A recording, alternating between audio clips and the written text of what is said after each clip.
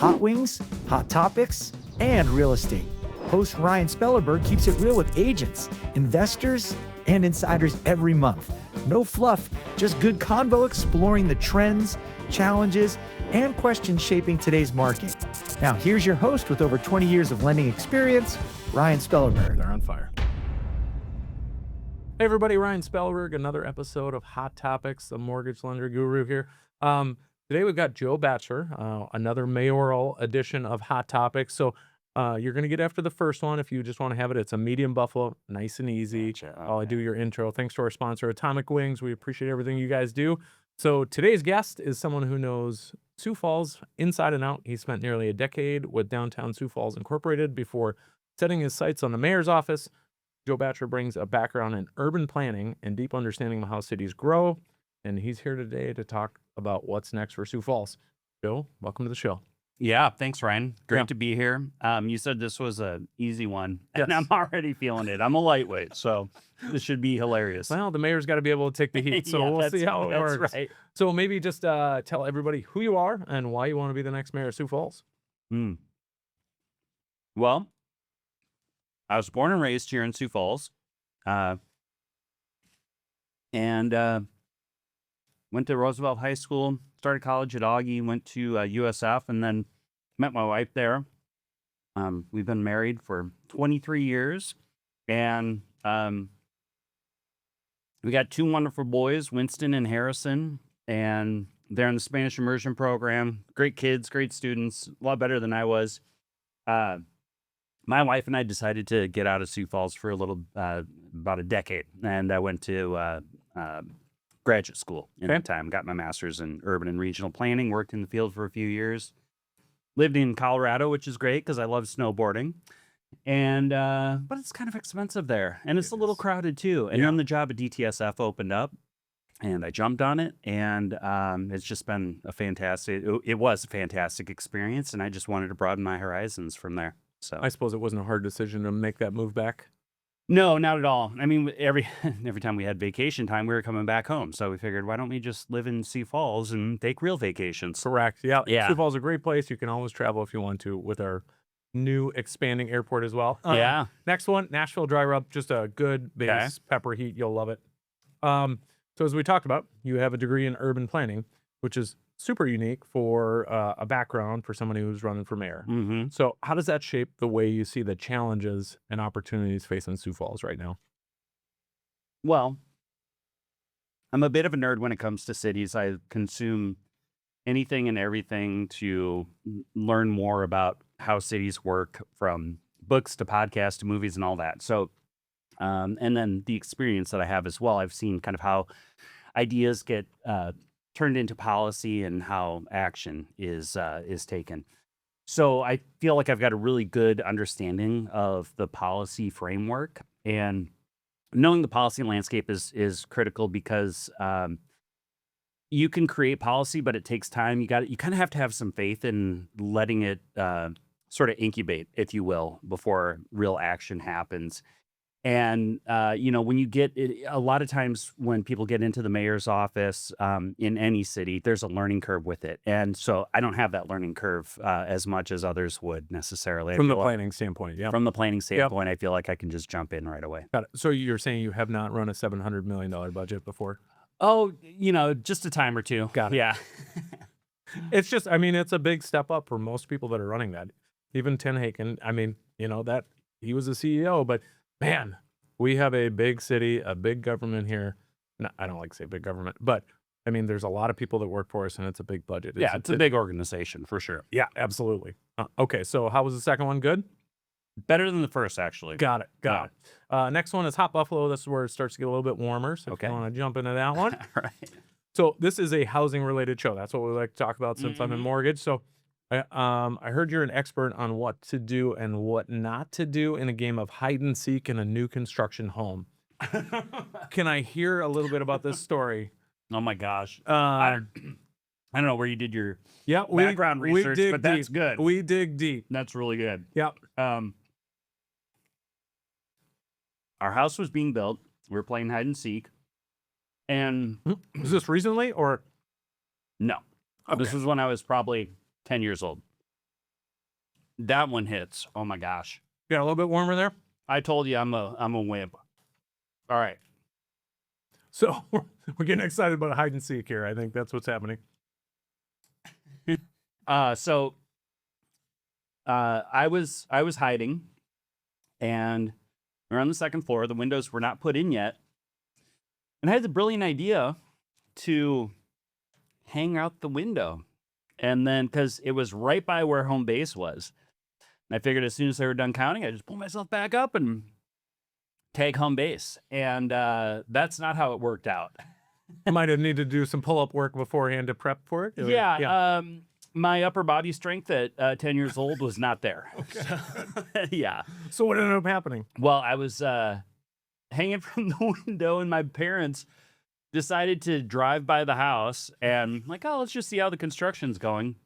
And there I am. There's one of your kids hanging out the window. Yeah. And so they were freaked out because there's cement down below me. But if you're ever going to hang out a window, make sure there's grass down below you. Yeah. Yep. And so I saw my parents. They honked, and then I freaked out because I knew I was in trouble. And so I'm like, so I called for my friends for help, and they came and pulled me up. So Got it. yeah, definitely don't do that. So if you're building a new house, Joe will come over and do an exterior inspection for you. Yeah. He'll let you know what's going on with the setting. That's great. That was a really good story. I'll never tell you who the source was, but it was a pretty funny one. Okay. So next one is Sweeter Wing Mango Habanero. So Okay. you can get after that one. You and I had a really good conversation when you called the other day about Yeah. affordable housing. And this is a big topic for whoever's going to be mayor coming up. So how do you see that working? What can we do to improve that situation right now? Because it is a problem. Mm-hmm. Well, I think we need to expand our housing supply, for one thing.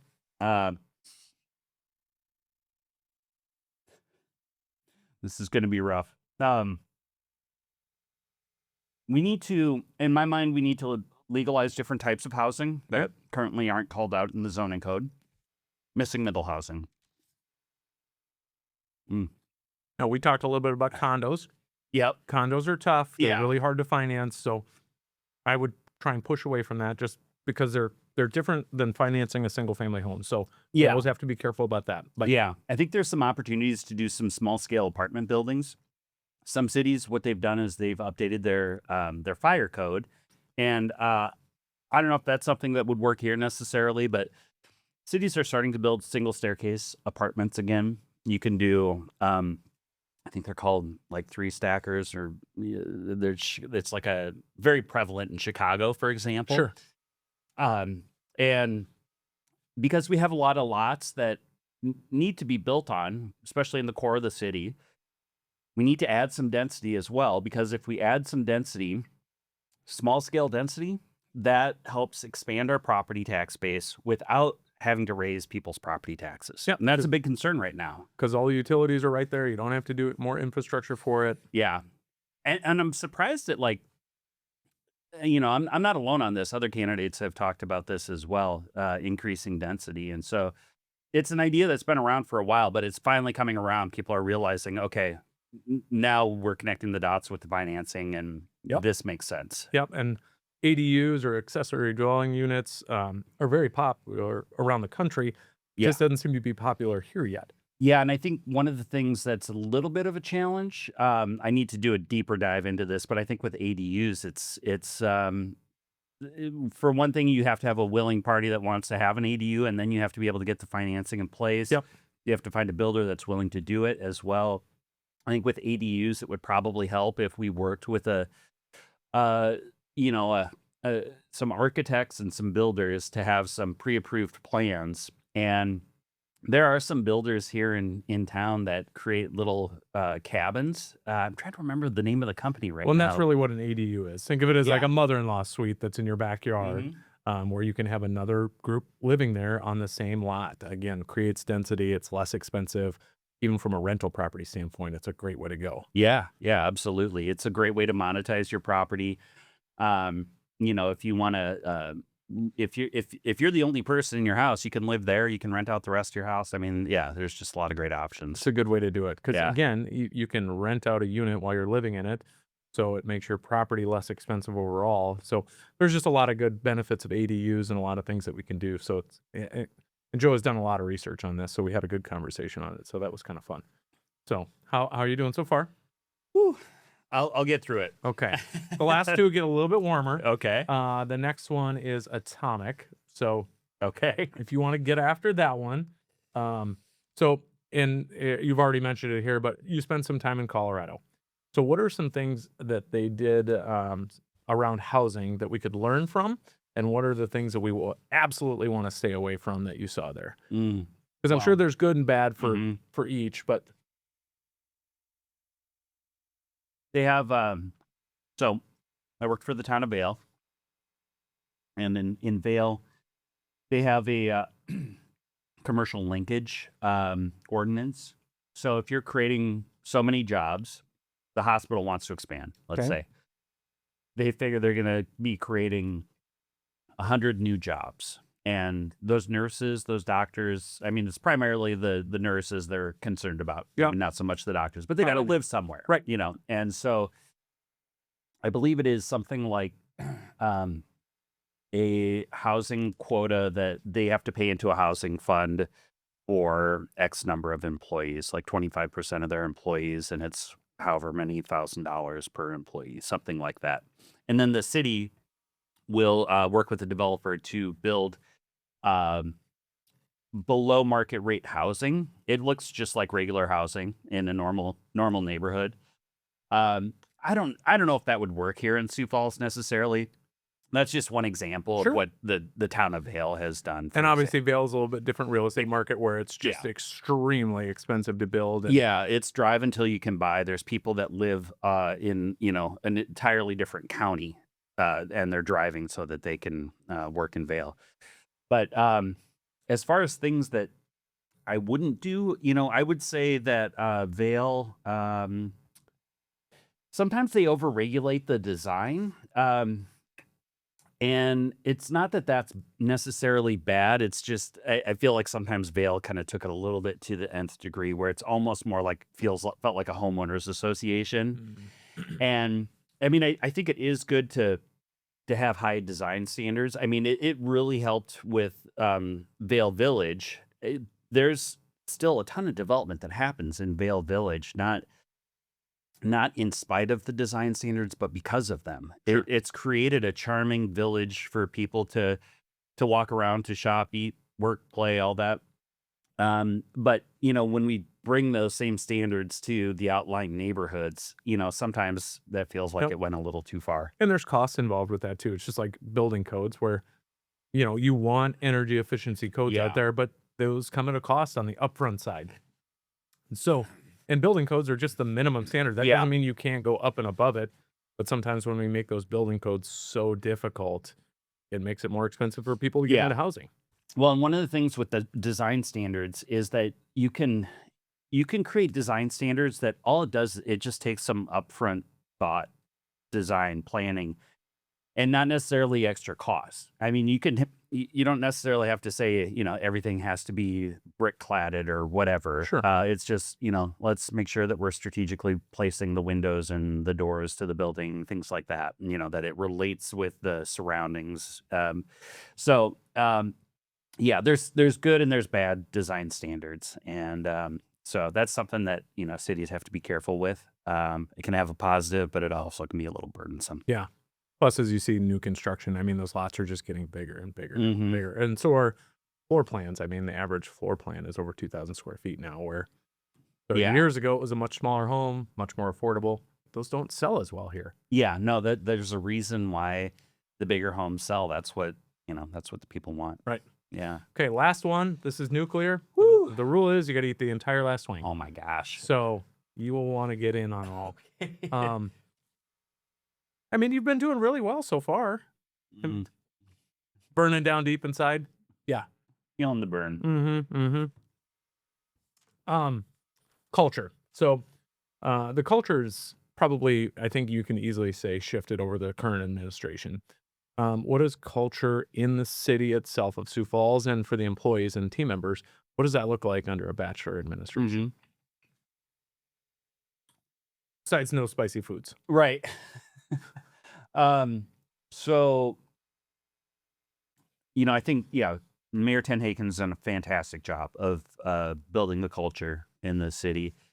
I think that it's really important to understand what motivates people. And it's important to remind them, what the mission is that we're all working towards. And I'm trying to remember the story. I think this was in the book Good to Great by Jim Collins, where Kennedy was talking to somebody at NASA. And the guy's like, I'm just a janitor. And he's like, no, you're not. You're helping put a man on the moon. And so putting that front and center, understanding the impact that everybody in the organization has, I think is critical. But I think you also have to find the fun in your work every day too. I think Mayor Tenhaken has set a good example for that as well. I'm going to keep that going. That's something that, we tried to do at DTSF as well. And, sometimes it's challenging though, because you feel like you're constantly behind the 8 ball trying to keep up. So, but when you have a positive culture, a good work environment where people want to show up, it makes it easier to dig deep and to get those hard things done. Good. And you're probably the best suited to answer this question. It's not really on our list here, but what do we do with the viaducts? I know you've got a plan in place. I haven't seen it yet, but I'd love to know more because I know nothing about it. Well, with the viaducts, one thing that we need to change is second. That one got me. Yeah. I will take that last bite, but I'm gonna hold off. The nuclear are toasty. They do a good job. One thing we need to change is how we do engagement. I don't know if you remember from the community survey, but it was one of the lowest rated categories, I think, out of 10. And I think that sometimes we treat it as a box to check, but it can really be the driver of a process. And there was engagement on the viaducts. I think that it could have been a little bit better. I gotta seal this last one. Yeah. Okay. But I think people felt that there were other ideas out there that weren't being considered. And with the viaduct, we have an opportunity, I should say with Smithfield, we have an opportunity to connect Rice and Russell now that was kind of dismissed during the engagement process. And that will create better east-west traffic flow in the city. And we may not need to build as much road space, if you will, with viaducts. So what does that look like? I think that it is perhaps a low-level bridge going over to, from downtown across the river and then ramping up over the railroad tracks. And what that would do is it'd create a better pedestrian connection with the East Bank. And I'm going to blow a snot bubble here if I'm not careful. I told you I was a lightweight. It'd be great content. Well, we need to be thinking about walkability because walkability will help determine spin-off development. And I mean, that's the economic engine, for all of Sioux Falls, really, for downtown and beyond. And it's unwalkable right now. I mean, technically you can, but it's scary as heck. Yeah, it is. We're talking about the Riverline District, and we need that to feel as connected as possible. And if we do a copy and paste with the viaducts, I just feel like it's such a missed opportunity. It's just not good enough, in my opinion. Got it. All right, last bite. Got it. Well, you've been crushing it. So, gosh. It's just going to keep coming back to visit you. So how do people learn more about you, your campaign? How do they get in touch with you if they want to know more about you? Well, besides go to the wing shop that you're visiting next. Go to joeforsiouxfalls.com. It's all spelled out. And if you want to learn more about where I stand on issues, I've got, I don't know, maybe 10 or 12 blog posts. I've released a plan I called it the 2030 plan because that's the end of the first term. And some people are like, why'd you call it 2030? And they're like, but Well, it anyway. makes sense. Yeah. So there's a lot of detail in there. I tried to not overwhelm people with too much detail. So Broad strokes. You got broad strokes. Yeah. So it gives you a good sense of kind of the direction where I want to take things. JoeForSiouxFalls.com. Got it. On Facebook and Instagram are the two main social media channels. Well, thanks for coming. Thanks for struggling through it. You did great. You did fantastic. So make sure to like, subscribe, do all that fun stuff, and reach out to Joe if you want to know more. Thanks for coming. Hey, thanks for having me, Ryan. I appreciate it. Yeah, you did great. All right.